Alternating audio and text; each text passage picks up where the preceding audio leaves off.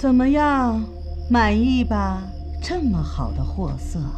哎，嘿，嘿，嘿，嘿，嘿，好，我要，我要，我要，我要！我跟你说，趁我没反悔之前啊，你们还是赶紧拿主意吧。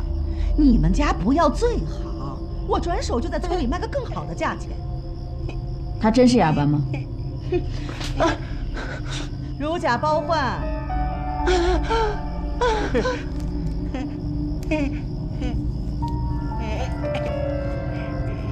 那就谢谢大婶了，你是我们家的贵人，等生了小孩再好好谢谢你。喜欢吗？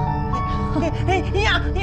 说什么呢？谢什么谢呀？啊，这乡里乡亲的也是给我自己办积德的事儿，只要你们满意呢，我就没白忙活。那就请大婶在我们这边再多待2天，等后天给他们操办完婚礼，晚上帮新郎新娘行完房以后，你再走吧。啊，必须的，这回你们家呀可得按规矩来，不能像上次那样，还没办婚礼就行房，不吉利的。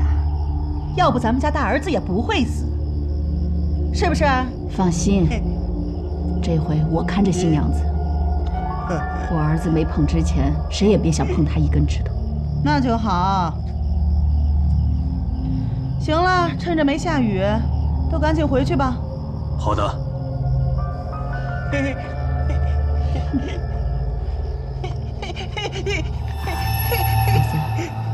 这就对了，都已经到了这个地步了，好好跟男人过日子才对，别像别的女人似的，一哭二闹三上吊，动不动还逃跑，最后被抓回来的结果怎么样？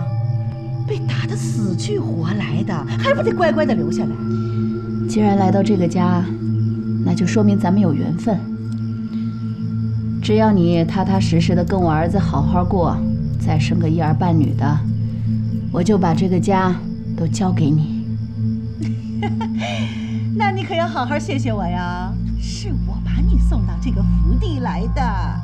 阿爸，该睡觉了。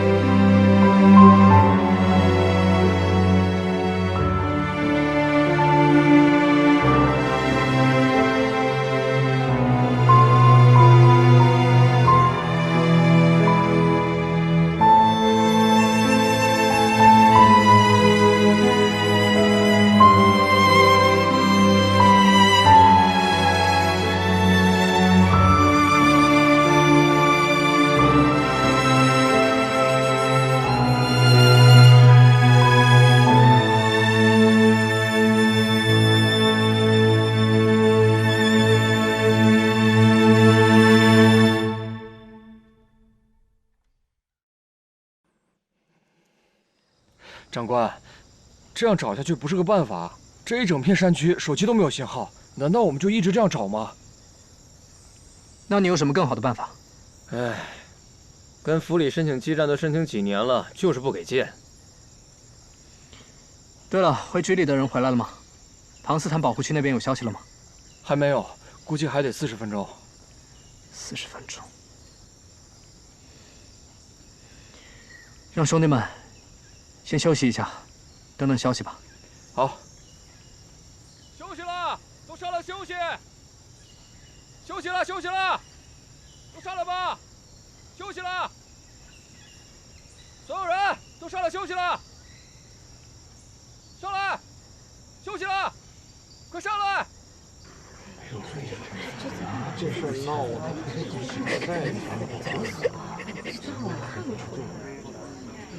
看悬呀，我看悬呀，这个手指挂下这个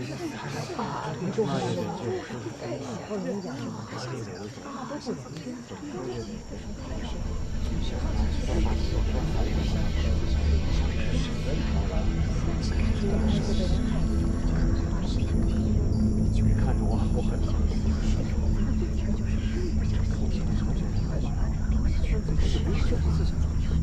你干什么？他是丽莎，让他看。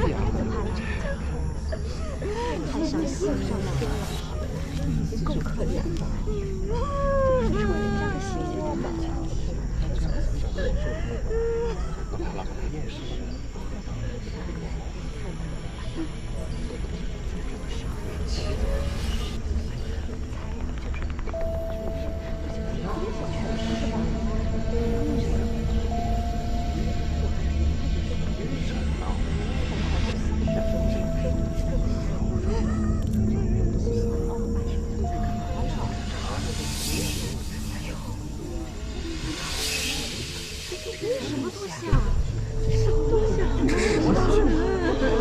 是蛹，确切的说，是木兰青凤蝶的蛹。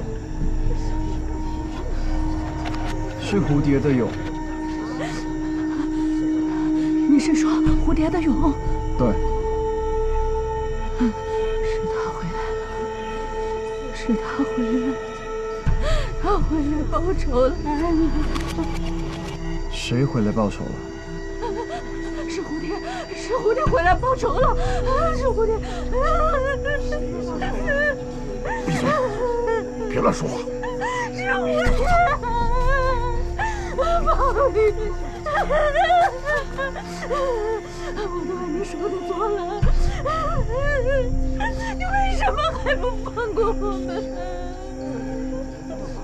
为什么？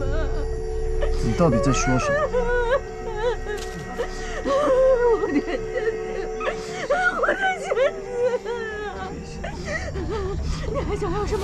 我都给你，我都给你啊！我求求你放过我们，放过我们！我求求你，我求求你放过我们！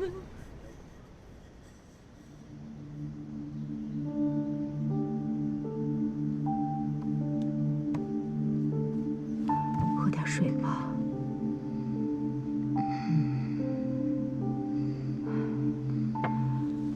怎么样了？先是成虫蝴蝶，现在是蛹。接下来如果再死人的话，恐怕要用剪出来吓人。那接下来会是谁？凶手又是谁？凶手到底是一个人还是几个人？我们几个大活人在这儿一点办法都没有，真是太挫败了。先别着急啊，咱们先等佟帕拉的情绪平复一下，我们当面去讯问他。也是时候该亮一下我警察的身份。我们来碰一下刚刚现场的情况到底是怎么样。尸体外部没有外力伤痕，从表征上看，我倾向是窒息性死亡，并且很有可能是在被投入水之前就已经死亡了，至少是已经窒息了。因为死者手里没有水草一类的东西，说明他在入水之后没有挣扎求生，尸斑也没有进入扩散期，所以他的死亡时间应该是在4到8小时之内。但是这只能是个大概，因为无法测肛温，就没有办法再更精确了。这已经够好的了。我大致比对了一下现场的所有脚印，首先没有死者的脚印，所以我也倾向于死者很有可能是先被弄晕了，再被搬到池塘边投入水里的。但是我在现场还找到一组脚印，是只有来的时候的脚印，没有回去的。这组脚印也比较深，比较大，鞋码估计在42码左右，并且有积水。我怀疑这组脚印就是凶手的脚印，比较深，说明体重大，很有可能是凶手再加上死者的重量，比较大，也很有可能这组脚印就是男性的脚印。至于积水，恰好可以印证尼姑记的死亡时间，因为昨天晚上一直都在下雨，直到今天拂晓的时候雨就停了。后来我们在池塘边见到的那些人的脚印，基本上都没有积水。男人的脚印，那肯定就不是娘对丝了。也不能这么说，也许他有帮凶呢。那哑巴新娘怎么说？没有人听得懂他在说什么。不过他倒是写下来了。他说，当他醒来的时候，有一个蒙面黑衣男子把他捆绑起来，当他要喊的时候，嘴巴就被塞住了。然后他说，他醒来的时候，儿子就已经不见了。难道凶手真的不止一个人？咱们还是先按照原计划吧，先去讯问佟帕拉，了解一下他总说的那个报应到底是怎么回事，还有蝴蝶仙子又是怎么回事，包括村长60岁的生日之谜。然后我在想，要不要在村子里找几个村民，搜查全村，找出凶手。对了，你们还记得我们刚来的时候在厨房招待我们那个大婶吗？我感觉她对我们还挺友好的。如果说佟帕拉现在情绪不稳定的话，我们是不是可以找她聊聊？对呀，我怎么把她给忘了？昨天我就是向她了解了娘对丝还有宋希叶的情况。这把伞也是她送我的。师奶杀手，魅力无限啊！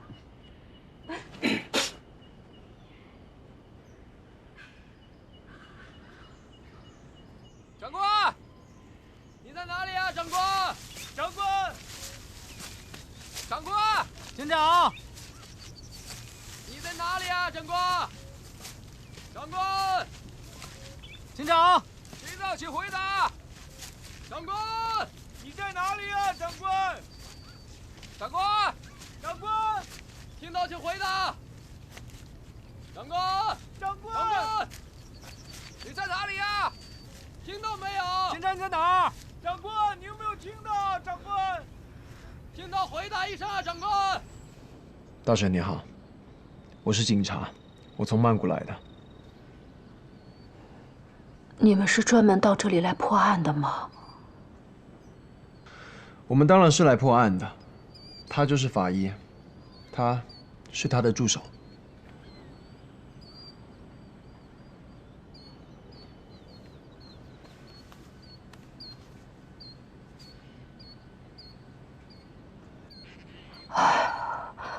那就好，那我就踏实了。村里连着2天死了2个人，太可怕了。据你的了解，这个佟帕拉家到底怎么了？为什么他们家会遭到报应？这跟蝴蝶又有什么关系呢？本来呢，佟帕拉家有2个儿子，大儿子去年也买了个新娘，叫蝴蝶。叫蝴蝶？对，就叫蝴蝶。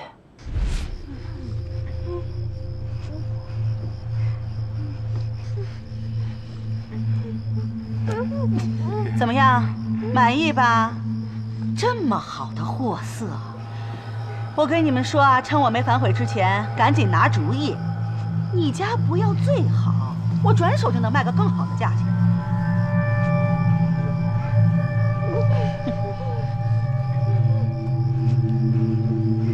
你去一边。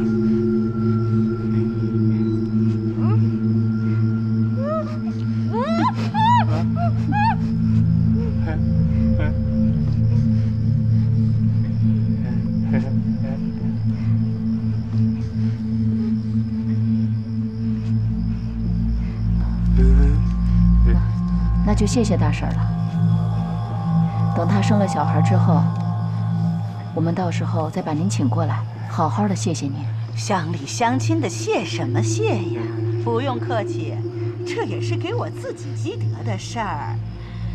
只要你们满意呢，我就没白忙活。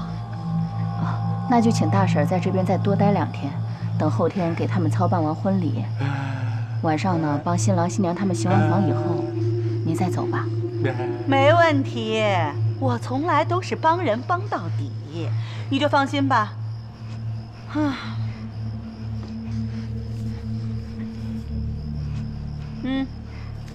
趁着没下雨，赶紧回去吧。回去买点好吃的。好的。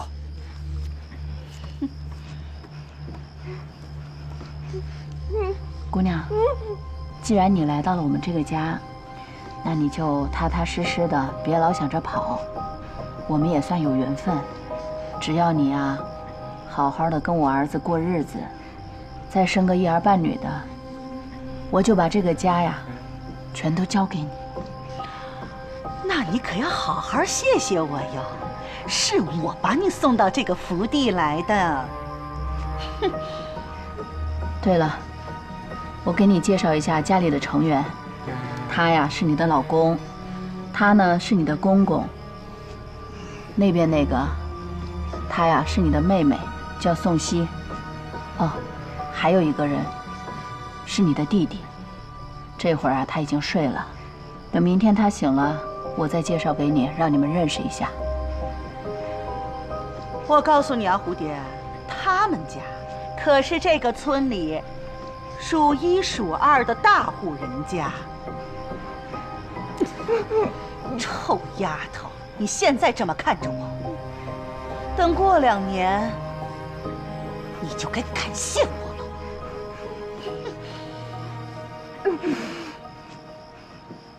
跑啊，跑啊！啊！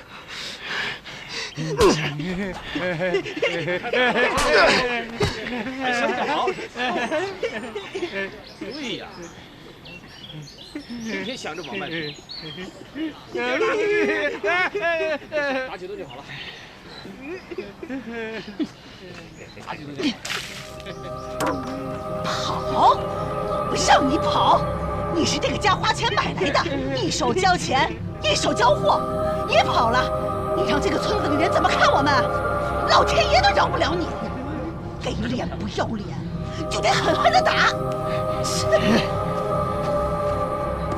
跑啊！让你跑！跑啊！让你跑！等打完了，再饿他2天，看他还敢不敢跑！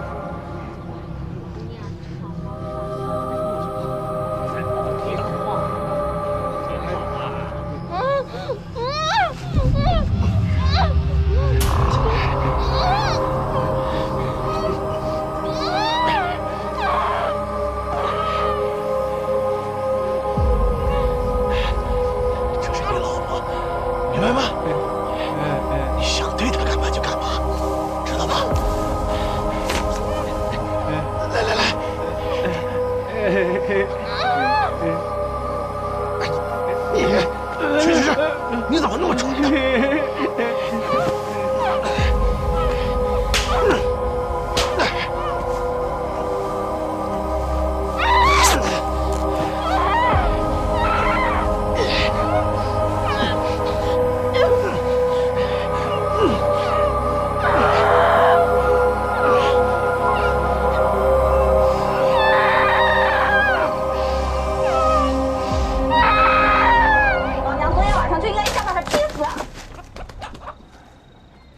不是不报，时候未到。我们还是把想问的先问了。是啊，便宜不了他，咱们一件事一件事来。信不信我让他活不过今晚？大婶，我们来这里都好几天了，怎么一直都没见到大儿子和蝴蝶呢？都死了。都死了？对。2个人办完婚礼之后，蝴蝶倒也不闹也不跑了，天天陪着大儿子胡闹，就跟爷傻了一样。过了没一段时间，有一天，大儿子突然摔倒了，就再也没起来。是蝴蝶杀的。当时请了一个医生来看过，警察也来过了，没有人杀他。怪不得佟帕拉会崩溃，2个儿子都死了，女儿也被烧成这样子。你怎么到现在还同情他呀？现在最悲惨的不应该是蝴蝶吗？那蝴蝶呢？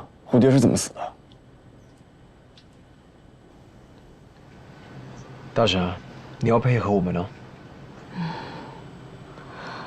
他们家觉得花了大价钱买的蝴蝶，大儿子虽然死了，但是这钱不能白花，所以他们就想让蝴蝶跟二儿子再结一次婚。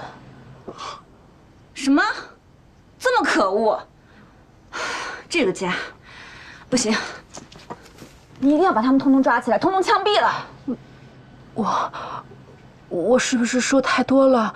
他们已经遭到报应了。佟帕拉他们家够可怜的了。善有善报，恶有恶报，这家人一定会遭到报应的。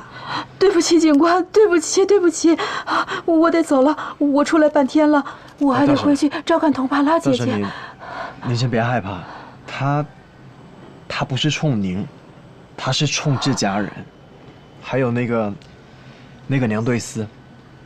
村子里也不光佟帕拉他们一家买媳妇，好多家都从娘对丝那里买过。没办法，穷啊，没人愿意来呀。那后来呢？后来蝴蝶怎么死的？就在蝴蝶和二儿子结婚的前一天，他们家突然着了一场大火。救火！快救火！救火！快救火！救火！快救火！东西，别过去！东西，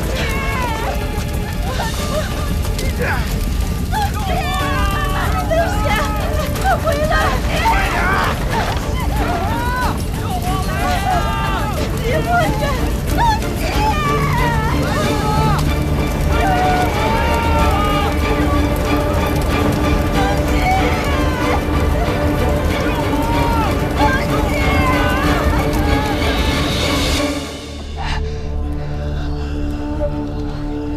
苏西，我的苏西，苏西，我的苏西，苏西，苏西，苏西，我的苏西，苏西。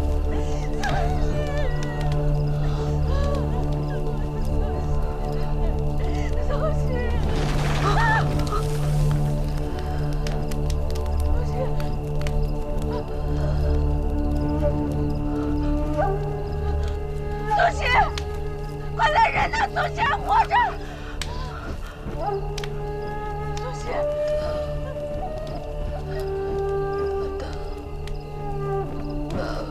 我疼。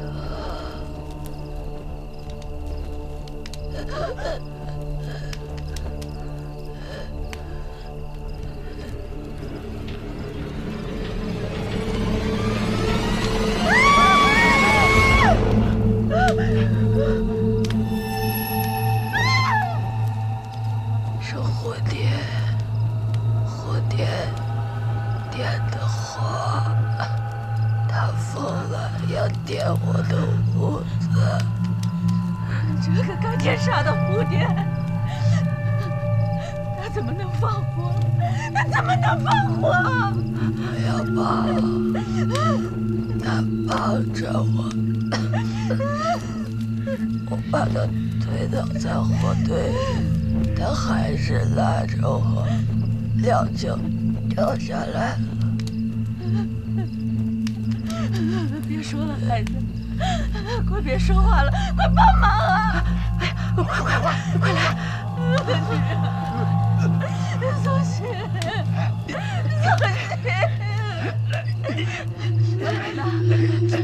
小心点啊！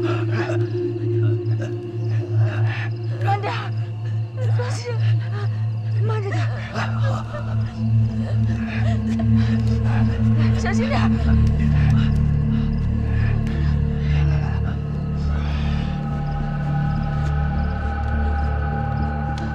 烧成这样，这得花多少钱才能治好啊？好端端一个姑娘，这以后可怎么办呀？怎么办？看她的命运了，能活就活，不能活就死，反正也没钱治病。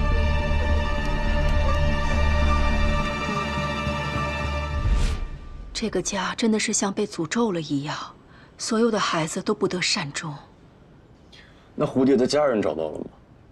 这么短的时间人就死了，不可能找得到的。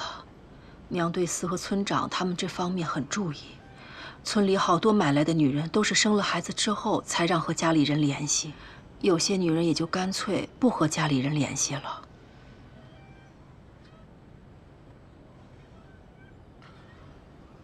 大婶儿，您也是被拐卖到这里的？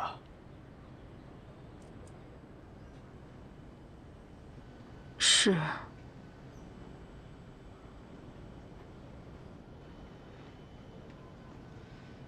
不光我是，通帕拉也是。女人嘛，嫁人生儿育女就是一辈子了，在哪儿都一样。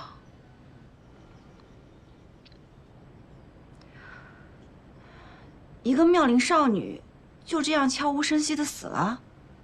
是啊，所以冤呐。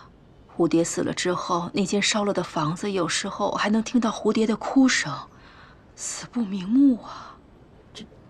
这应该不可能吧？通帕拉说的还能有假？那应该是童帕拉的心理作用。是真的。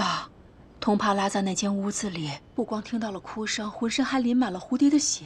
通帕拉亲口告诉我的。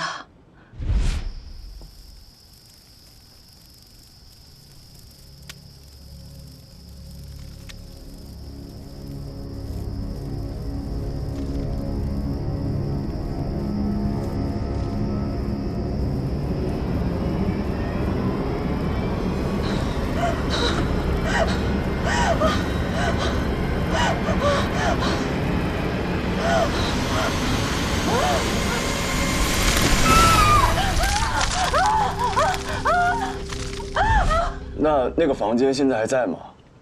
还在，一直就荒在那儿。您能带我们过去看看吗？你们不怕？当然不怕。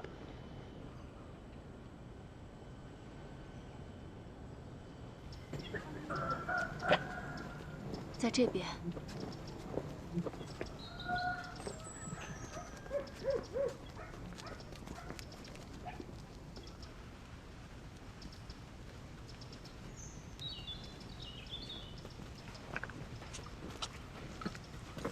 就是这里。你们看，我得回去照顾通帕拉姐姐了。好的，辛苦了。大婶，等一下。这个村子真的没有别的路可以走出去了吗？是啊，之前也有女人逃跑过，后来都困死在山里了。是吗？对了。千万别让村里的人知道你们是警察。2年前有警察来救过一个被卖过来的女人，结果被村民打跑了，警车都给砸了。我知道了。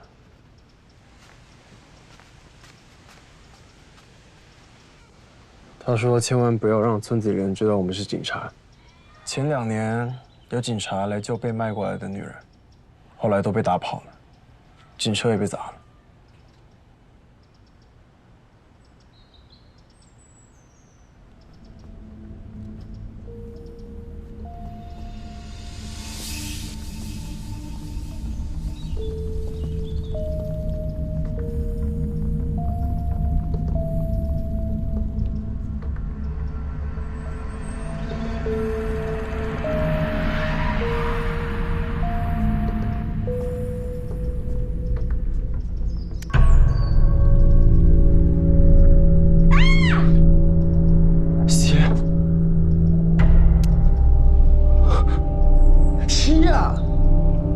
这也太古怪了吧！果然是在故弄玄虚。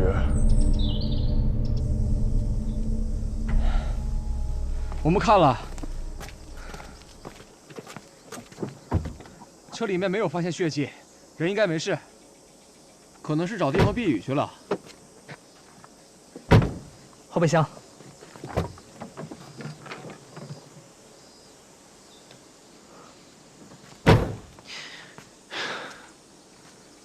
这附近有人住吗？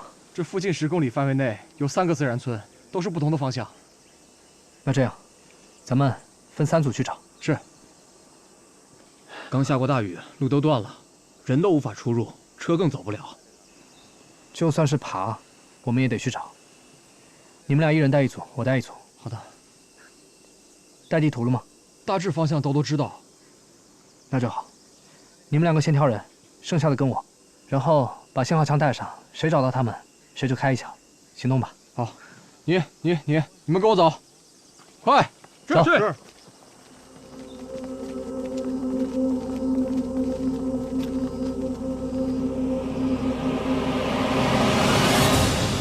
不管怎么样，我是绝不会让哑巴新娘重复蝴蝶的命运的。放心吧，我们一定会把哑巴新娘带出去的。那我们现在就想办法把她带出去好吗？等一下，我们好好选条路，天一黑就出发。我们有3个人呢，总有办法走出去的，对吗？嗯。但我们现在还没有抓到凶手。可是，你先别着急，你们刚才没发现吗？从那个大婶的讲述上来看，这些被杀的人并不无辜。对，至少那个村长就不无辜，他就该死。所以说啊，现在找凶手并不重要，也许救人才是更重要的。不是也许，就是更重要。你别忘了，你也是警察。景天他可以这么说，但你不行。而且目前死的人都不无辜，但能保证接下来可能死的人也都不无辜吗？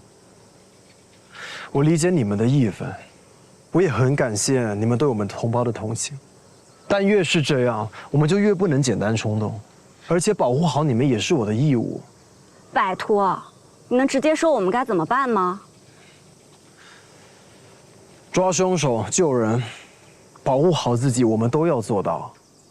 废话。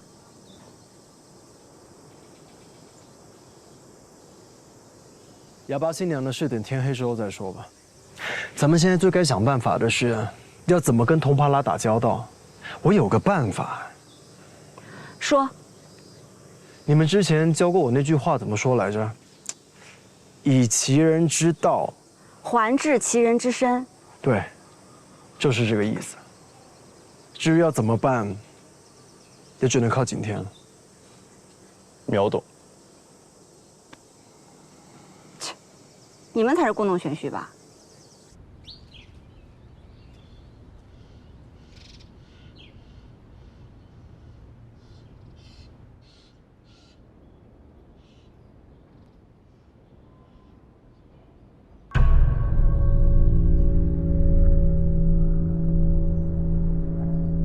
你知道这个是什么吗？你知道他脸上这个是什么吗？蝴蝶的血。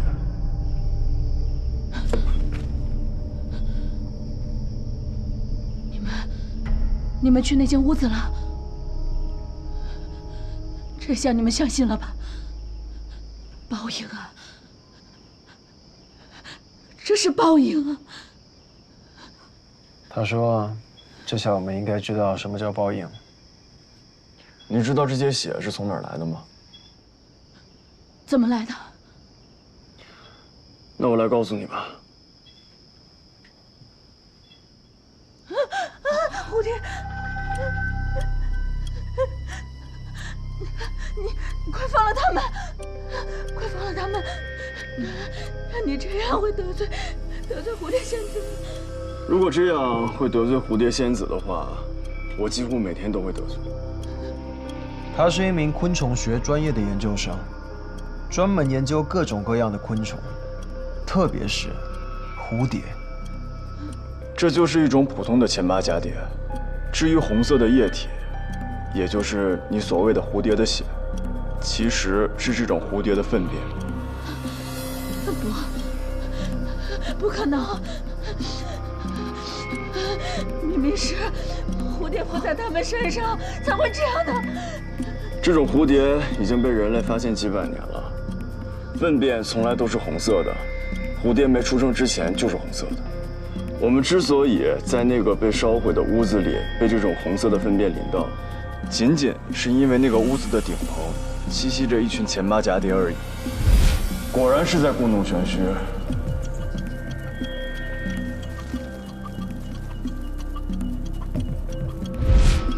还有，村长尸体上停留的那只蝴蝶叫红巨蛱蝶，之所以会停留在村长的尸体上，仅仅是因为这种蝴蝶喜欢尸体的味道。村长尸体上出现的另外一只蝴蝶，其实并不是蝴蝶，而是一种蛾子，叫胡桃豹蛾。从你儿子口中发现的蛹，我也认识，是木兰青凤蝶的蛹。这种蝴蝶也很常见。总之，这些蝴蝶也好，蛾子也好，都只是凶手用来吓唬你，扰乱你的心神，好达到他或者他们杀人的目的。凶手杀人？谁会杀我的儿子？快告诉我，谁？你先告诉我，你之前说的。你说报应了是怎么回事？蝴蝶仙子又是谁？为什么你们家中供奉这么多蝴蝶的牌位？还有村外的那个石像是怎么回事？是不是跟一个叫做蝴蝶的女孩有关系？你知道了，你都知道了，你全都知道了。是。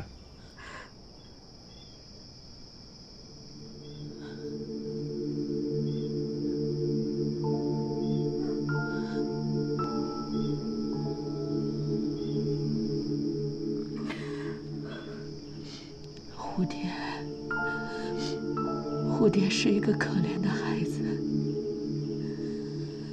我本来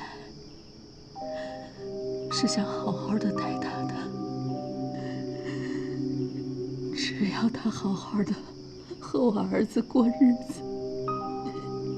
可是没想到，他年纪轻轻的就那么死了。他死了之后，我确实总是在他那个房间听到哭声，还有你刚才说的那个什么蝶的东西，我吓坏了。而且这个家里，大儿子和儿媳妇都死了，女儿被烧得没了人样，还有我那个不是人的男人。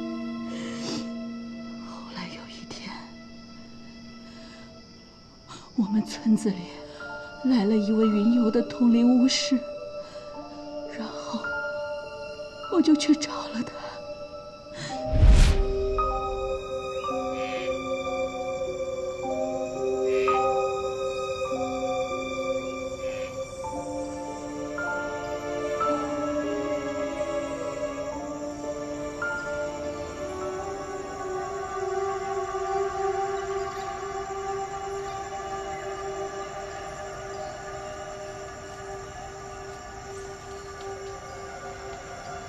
师傅您好，我家最近出了很多事情，儿子突然没了，儿媳妇被烧死了，我女儿也被烧得不成样子，请师傅发善心，您好人有好报，您就出手救救我们家吧，拜托您了。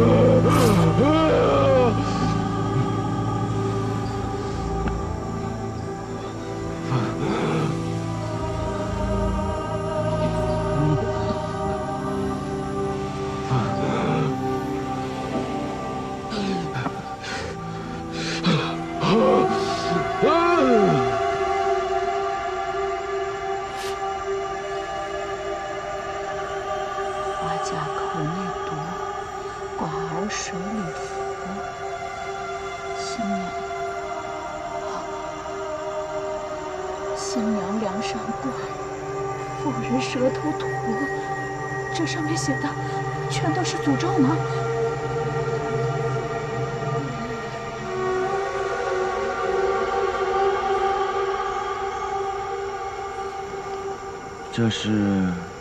这就是师傅，您刚刚写给我的。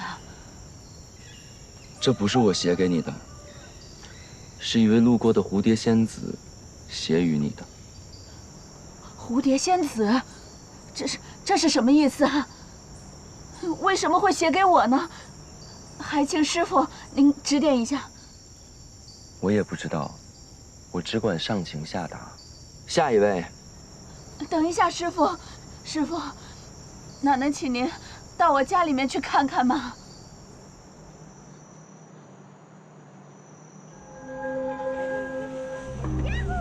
师傅，就在前面。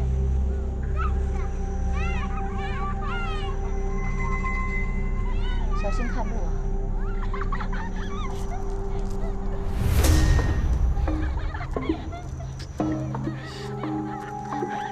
干什么？走！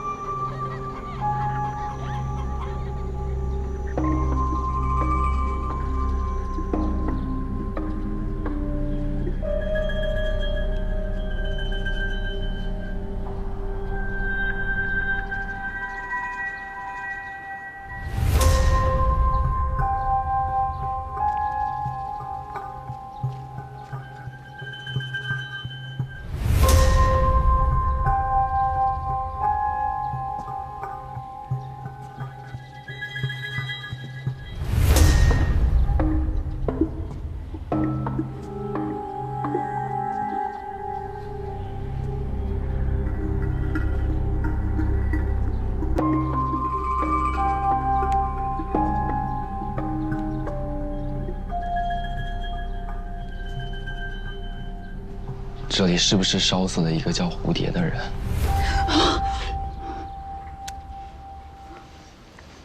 跪下！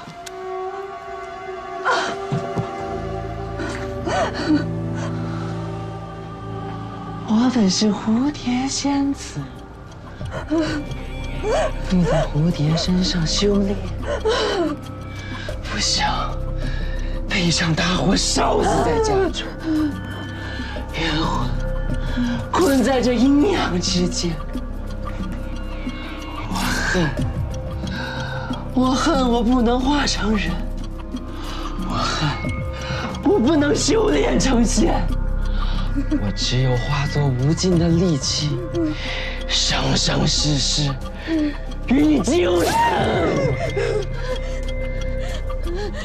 是蝴蝶放毒，不怪我们，真的不怪我们，不怪我们。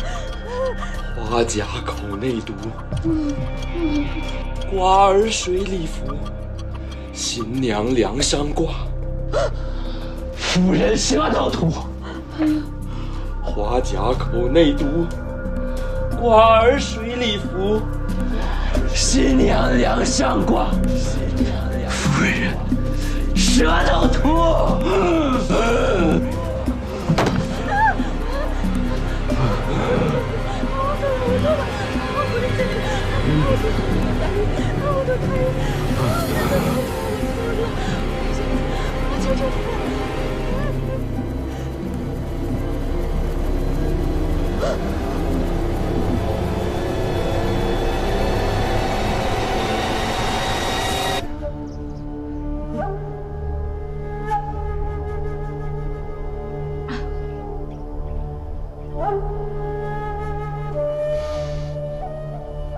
刚刚发生了什么？刚刚好像蝴蝶仙子发怒了，怎么说？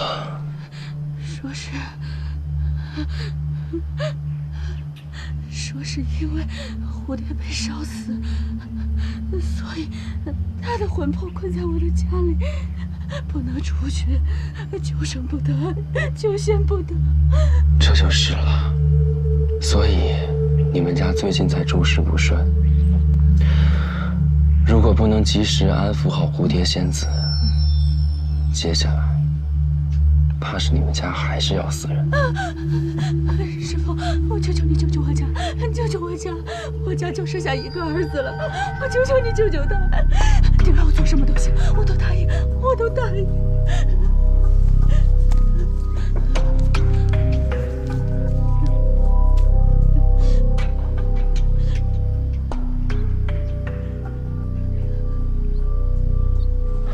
这样，在村东，也就是今天我们见面的地方，树一尊蝴蝶仙子的神像，每周来祭拜。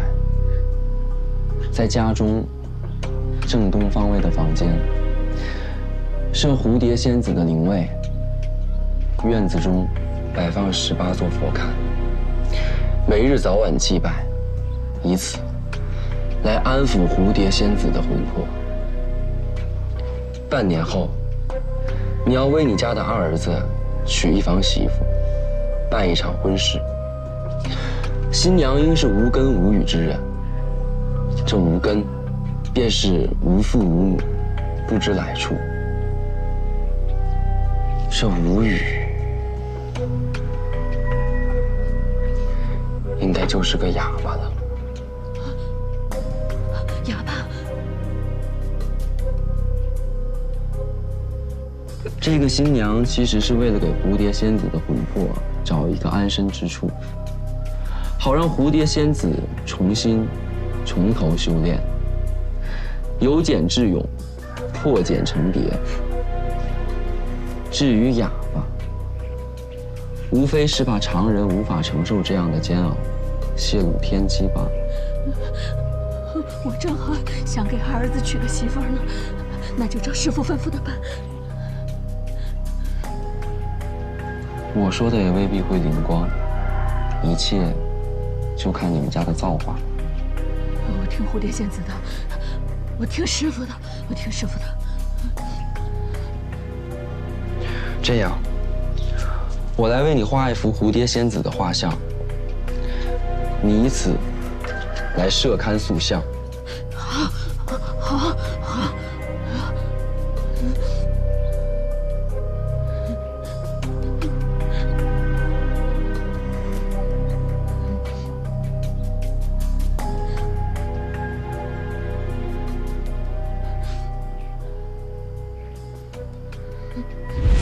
花甲口内毒，寡儿水里浮，新娘梁上挂，妇人舌头吐。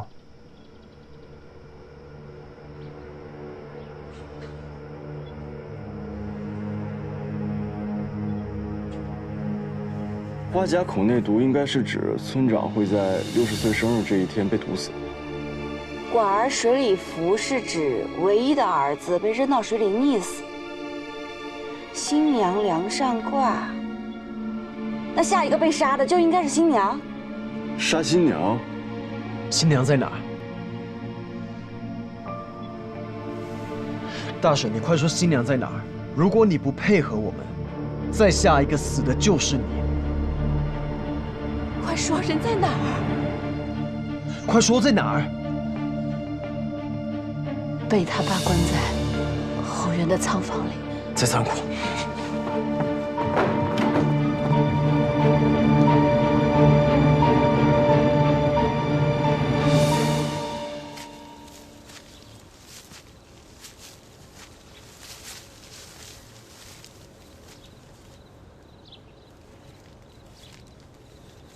哎，这个方向没有问题吧？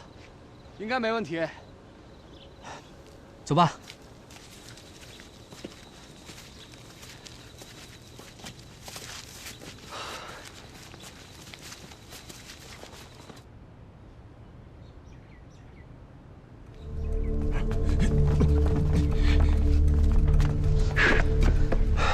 新娘在哪儿？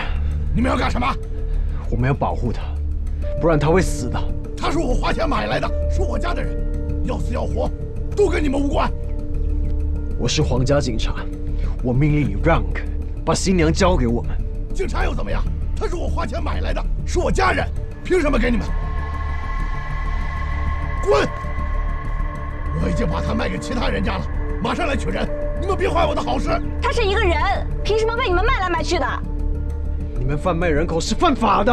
他是我拿钱买来的，我儿子已经死了，我要把他卖出去，花那么多钱，你们赔我吗？走开！听我老子也别想管我！快点儿，他们来抢人了！快，他们来抢人了！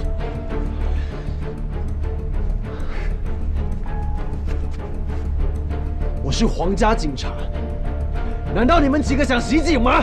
啊！原来他是皇家警察。行，保护好你男朋友。